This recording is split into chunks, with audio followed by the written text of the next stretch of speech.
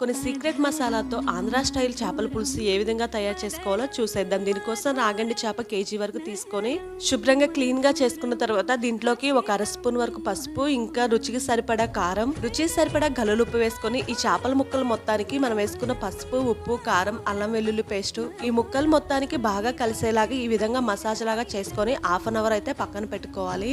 ఒక పెద్ద ఉల్లిపాయ సైజ్ ఎంత చింతపండు నానబెట్టుకోవాలి. చేపల పులుసులోకి సీక్రెట్ మసాలా కోసం ఒక 2 స్పూన్ల వరకు ధనియాలు, 1 స్పూన్ వరకు జీలకర్ర, ఇంకా 1.5 స్పూన్ వరకు సోంపు, 2 స్పూన్ల వరకు నల్లవి లేదా తెల్లవి నువ్వులు, ఒక చెక్క దాల్చిన చెక్క, ఒక 9 నుంచి 10 వరకు లవంగాలు, ఒక అర స్పూన్ వరకు మెంతులు, 2 ఇలాచి, ఇంకా ఒక 3 నుంచి 4 గింజల వరకు బాదం గింజలు ఖచ్చితంగా వేసుకోవాలి. ఇంకా 4 నుంచి 5 వరకు మిరియాలు వేపుకొని పక్కన పెట్టుకున్న తర్వాత ఈ బాండీలోకి నూనె వేసుకొని ఉల్లిపాయలు, పచ్చిమిరపకాయ పేస్ట్ వేసుకొని వేపుకున్న తర్వాత చింతపండు పులుసు పోసుకొని బాగా మరిగిన తర్వాత మనం మిక్సీ పట్టుకున్నటువంటి పొడి 4 స్పూన్లు వేసుకుంటే సరిపోతుంది.